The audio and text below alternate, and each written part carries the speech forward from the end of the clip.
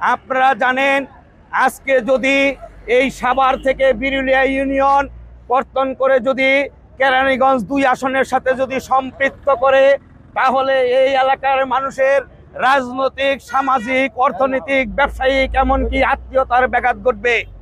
বন্ধুরা আমার, আপনারা জানেন নির্বাচন কমিশন যে পুনঃ বিন্যাস করেছেন আসন, সেখানে ওনারা এই বিরুলিয়া ইউনিয়নবাসীর মানুষের মতামত না নিয়ে, বিজ্ঞ ব্যক্তিদের মতামত না নিয়ে, এলাকাবাসীর গণ্যমান্য এমপি মন্ত্রী যারাই ছিলেন তাদের মতামত না নিয়ে একতরফাভাবে একটা সিদ্ধান্ত নিয়েছেন।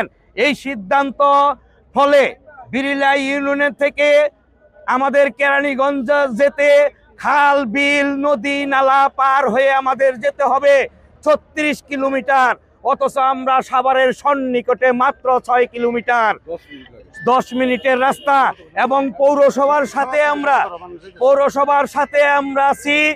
এইখান থেকে আমরা সাভারে বিগত দিনে ছিলাম, বাপদাদার ঐতিহ্যবাহী পূর্বে থেকে আমরা সাভারের সাথে ছিলাম, এখনো থাকতে চাই এবং ভবিষ্যতেও থাকবো ইনশাল্লাহ। আমরা কেরানীগঞ্জের ছিলাম না, কেরানীগঞ্জের যাব না।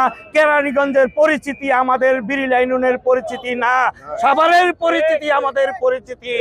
সাভারের মাটি মানুষের দাবি যদি না মানে সরকার, তাহলে আন্দোলনকে তীব্র থেকে তীব্রতর করে রক্ত দিয়ে হলো এইটা আসন থেকে বিরুলিয়াকে বিচ্ছিন্ন হতে দিবে না বন্ধুরা আমার, ইনশাআল্লাহ।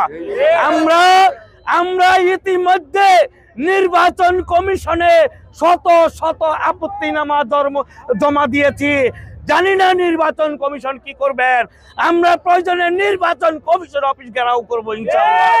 আপনাদের মাধ্যমে বিভিন্ন প্রিন্ট মিডিয়ায় আজকের এই সংবাদটি প্রচারিত হবে এবং নির্বাচন কমিশনের গোচরে এই বিষয়টা যাবে, সেটা আমরা প্রত্যাশা করি। কিন্তু এখান থেকে ভৌগোলিক অবস্থান, যে সাভারের যে ভৌগোলিক অবস্থান বিরুলিয়া ইউনিয়ন বিশেষ করে বনগাঁ ইউনিয়ন, এটা দেখেন একেবারে সাভারের পেটের ভিতরে।